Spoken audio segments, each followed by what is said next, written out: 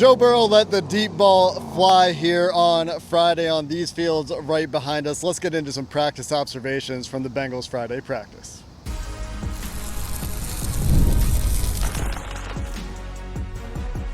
You are Locked On Bengals, your daily Cincinnati Bengals podcast. Part of the Locked On Podcast Network, your team every day. What up, Bengals fans, and welcome to another episode of the Locked On Bengals podcast, a little bonus episode out here outside of the practice fields down at Paycor. I'm Jake Lisco. He's James Rapine. We're part of the Locked On Podcast Network here on Locked On Bengals, covering your team every day. And today we're going to get to some quick hitters, a little bonus content for you here, as the Bengals had a more laid-back practice, let's say, a lot more special teams in there to break things up, but Joe Burrow really let the deep ball fly a couple times too. Yeah, he did, absolutely. It was the story of the deep ball. It's a story of practice, and it's the most deep balls he's thrown in a practice since dealing with this wrist injury. And don't take my word for it or Jake's word for it. Talk to multiple players that would say that and back that up, and multiple guys saying how great Joe looked, how locked in he was. And this wasn't a pre-planned thing, at least for the guys that were on offense dealing with that. I think this might have been, and maybe it was for Zach and Joe, to be clear, but they didn't go into this practice thinking, hey, Joe's going to throw a bunch of deep balls today. And that's from multiple units of talking to guys. But everyone gave the thumbs up, really excited for what they saw from Joe Burrow today, which was a deep ball to Charlie Jones, where he gets enough separation against Josh Newton and then is able to adjust with the ball in the air. That has been all over social media. The Cedric Jackson deep ball off script, rolling out. I mean, he did it a bunch of different ways today. Yeah, we described that as a YOLO ball as we were walking out, talking about it. I mean, that's a throw that you don't always see Joe Burrow. Well, I don't know if we've ever really seen Joe Burrow make that particular throw in a game. Rolling to his right near the sideline and just chucking it downfield. Hit shed in stride behind 49ers, Jamar Chase. But yes. Yeah, good call. I mean, he's done things like it before, for sure. But, I mean, across his body, deep downfield, behind the defense. And good for Cedric Jackson, by the way, on the receiving end of that one. Got behind Mike Hilton, and it was back-to-back plays, which made it very noticeable. The Charlie Jones play, that's his primary read on the play. That was a hit the back foot, one hitch, deep ball to Charlie Jones on the sideline, and a great effort from Charlie. If you haven't seen the play on social media, go seek it out to get the knee down in a contested catch situation. And I think that Burrow is feeling pretty confident in that wrist right now to take those kinds of deep ball throws. He mentioned that in his press conference yesterday with the amount of volume that's been on that wrist in the last couple of days here. He's feeling pretty good about where things are at. For sure. Feeling good about where he's at physically, and to do what he did today on the heels of yesterday, where it was intense, where we talked about the heat, the humidity, and it was a quick turnaround. That's the other element here. It's not like they had a full 24 hours. Practice was much earlier today, started in the morning. Joe is not necessarily a morning person, spoiler alert. So for him to come out here and throw the ball like he did, it's huge. And we'll see what he does moving forward. But as of today, we're 8 days away from him making his 2024 preseason debut. And so for him to unleash the deep ball without T. Higgins, by the way. T. Higgins was limited, did a little bit, but was really, really limited in what he did. So to do that, I think that's pretty clutch to see for this team and for Joe. Yeah, and it was a big day for Charlie Jones, too.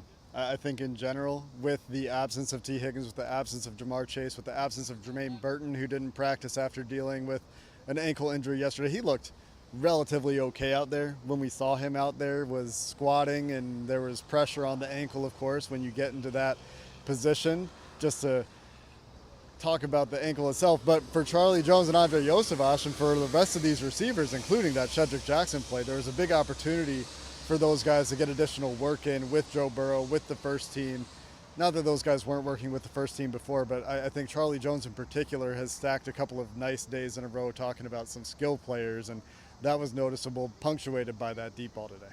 For sure. Charlie had his best practice of camp was Tuesday. Then he practiced well, clearly impressed Jake yesterday. And then today, obviously, with the deep ball, multiple catches from Joe Burrow, continues to work with Joe Burrow. So really, really good to see. Yeah.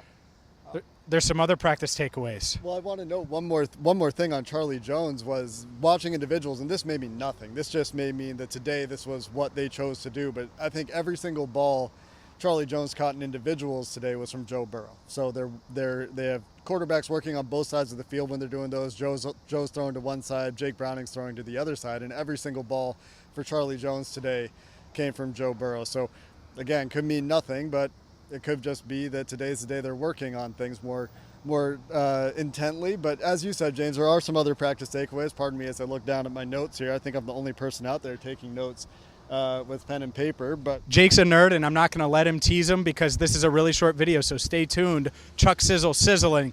Get his practice notes. They're right here coming up next. This bonus episode of Locked On Bengals is brought to you by eBay Motors. Passion, drive, and patience. The formula for winning championships is also what keeps your ride or die alive. eBay Motors has everything you need to maintain your vehicle and level it up to peak performance, from superchargers, roof racks, exhaust kits, LED headlights, and more. Whether you're into speed, power, or style, eBay Motors has you covered. With over 122 million parts for your number one ride or die, you'll always find exactly what you're looking for. With eBay Guaranteed Fit, your part is guaranteed to fit your ride every time or your money back. Because with eBay Motors, you're burning rubber, not cash. With all the parts you need at the prices you want, it's easy to make your car the MVP and bring home huge wins. Keep your ride or die alive at ebaymotors.com. That is ebaymotors.com. Eligible items only. Exclusions apply. eBay Guaranteed Fit, only available to U.S. customers. All right, enough Chuck Sizzle. Jake said he has a bunch of sizzle in his practice notes here. I can't read his handwriting, so instead of me reading it to you, Jake, what notes you have? yeah, I can hardly read my own handwriting. So Is that iCarly?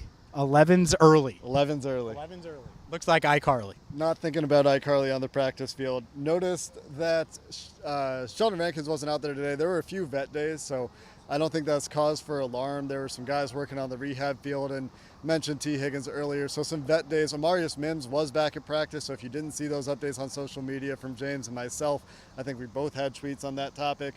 Amarius Mims was back out there. I thought he had a pretty good practice. I was watching kickoff returns early, but one thing that really stood out when we get to the 11-on-11 and 7-on-7 work is today seemed like a day that the Bengals coaching staff really wanted to get a look at rookie corner Fig Newton. And Josh Newton was out there with the ones, rotating with Dax Hill at times, with DJ Turner at times, and even with Mike Hilton at times, working at all three corner spots. And it seemed like a day for him to get a long look at how he's playing early in camp and earned that opportunity perhaps yesterday after a strong showing in individual drills for himself.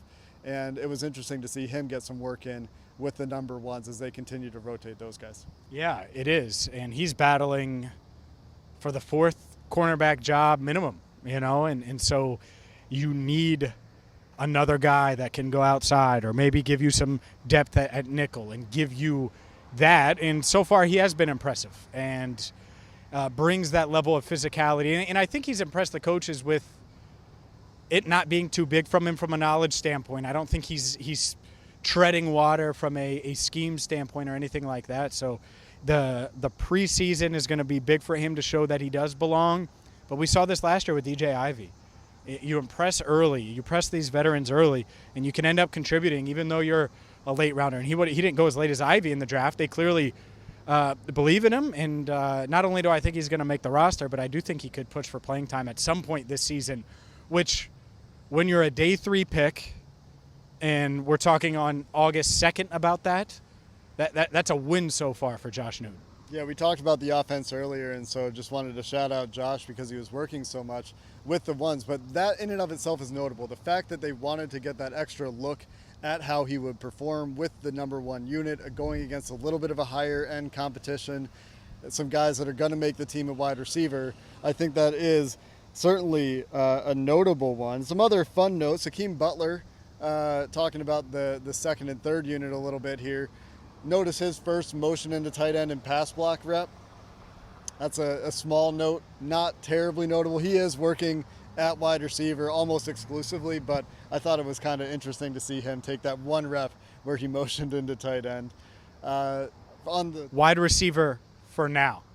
I'm just kidding. Yeah. On the topic of tight ends, notice a fun two tight end set with Mike Gesicki and Tanner Hudson. Tanner Hudson got the target on that play. Could see some 12 personnel featuring those two guys as obviously receiving tight ends, but perhaps there are some size mismatch kind of things they can do from a personnel perspective using 12 personnel, 2 tight ends on the field without Drew Sample. Outside of that, the standouts for me today, James, on the defensive side of the ball were B.J. Hill, Joseph Osai, and Von Bell had a really nice diving pass break up on a bit of a YOLO ball, an extending the play kind of ball on the sideline to Charlie Jones, I believe. Was it Charlie from Joe Burrow? It was the Charlie. It was one of the really nice highlights of Von this camp. And the secondary, one, they haven't been pushing the ball super far downfield, so Geno Stone really hasn't been tested a ton. Had a PBU on Thursday. Yeah. Confirmed that with him today, that he got a hand on that against Trenton Irwin deep downfield. But Von, and he probably gets sacked. B.J. Hill probably sacks Burrow, but in practice you let the play roll, see what happens. And it honestly was a great play by Burrow.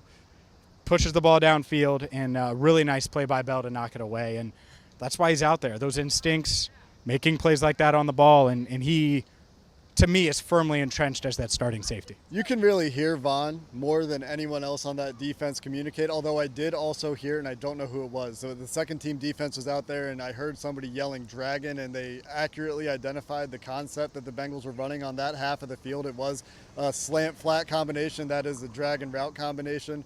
It was still a completed pass for the offense, but it was nice to hear the second team defense with that recognition as well. But the communication from Von Bell is certainly notable. The veteran presence is palpable, and I don't say that terribly lightly. That's not something that I put a huge amount of stock in.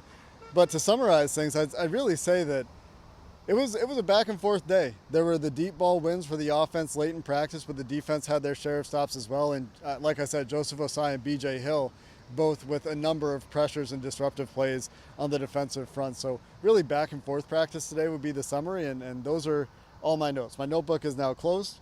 Anything else to add?